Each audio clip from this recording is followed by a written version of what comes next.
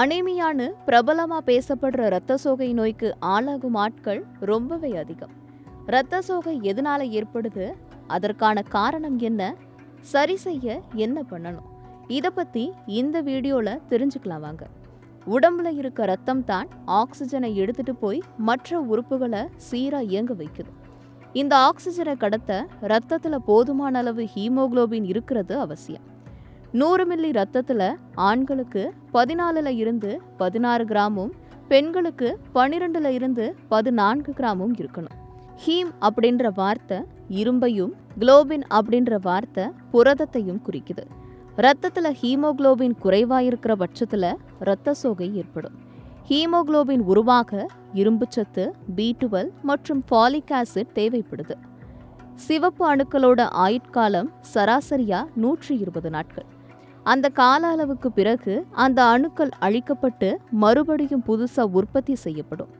இது ஒரு சங்கிலி தொடர் மாதிரி மனிதனோட வாழ்நாள் முழுசும் நடந்துட்டு இருக்கும். இரும்புச்சத்து, ஃபாலிக் ஆசிட் மற்றும் B12 சத்துக்களை நம்ம உடலால உற்பத்தி செய்ய முடியாது. அதனால இந்த சத்துக்கள் நிறைஞ்ச உணவை தொடர்ந்து உட்கொள்ளுறது ரொம்பவே அவசியம். இரும்புச்சத்து கிடைக்கும் போது அதை ஃபெரிட்டின் அப்படின்ற புரதமா மாத்தி உடம்பு சேமிச்சு வைக்கும். ஆனா மீதி 2 சத்துக்களையும் அப்படி சேமிச்சு வைக்க முடியாது. மாதம் ஏற்படும் மாதவிடாய் காரணமா ஆண்களை விடவும் பெண்களுக்கு இரத்த சோகை பாதிப்புகள் அதிகமாகுது. மூலநோய், வயிற்றுப்புண், குடல் புண் சார்ந்த நோய்கள் இருக்கிறவங்களுக்கு உடல்ல இருந்து ரத்தம் வெளியேறும்.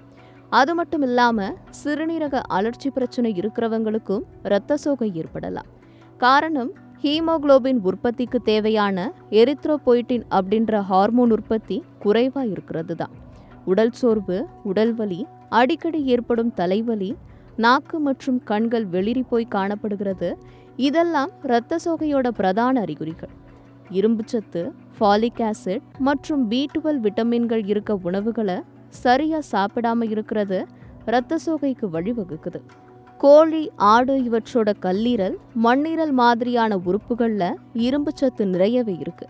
மாமிச உணவு சாப்பிடாதவங்க சுண்டைக்காய், கீரை வகைகள், பேரிச்சம்பழம், முழு பயிறு வகைகள் போன்ற காய்கறிகளை எடுத்துக்கலாம்.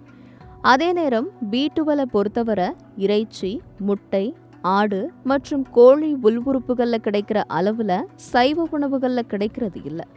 அப்படியே கிடைச்சாலும் உடம்பு அதை குறைவான அளவுலயே கிரகிக்குது. கீரைகள், பச்சை காய்கறிகள், பீன்ஸ், கடலை, பழங்கள், மாமிசம், முட்டை, கல்லீரல், மீன் மாதிரியான உணவுகள்ல ஃபாலிக் ஆசிட் அதிகமாக இருக்கு. தீவிர இரத்த சோகை இருக்கிறவங்களுக்கு மாத்திரைகள் எடுக்க மருத்துவர் பரிந்துரை செய்வார். ஆனா அப்படி தொடர்ந்து மாத்திரை எடுத்துக்கிட்டாலும் பலன் கிடைக்காம போச்சுன்னா அதுக்கு வயிற்று பகுதியில இருக்க அதிகமான புண், குடல் அழற்சி தான் காரணம். இப்படிப்பட்டவங்க B12 உணவுகளையும் ஊட்டச்சத்து மாத்திரைகளையும் எடுத்தா கூட அவங்க உடலால அந்த இரும்புச்சத்தை கிரகிக்க முடியாது. ஒருத்தருக்கு தொடர்ந்து இரத்த சோகையுடன் இருந்தால் அவரது இதயத்துக்கும் இன்ன பிற முக்கியமான உள்ளுறுப்புகளுக்கும் பாதகம் உண்டாகும்.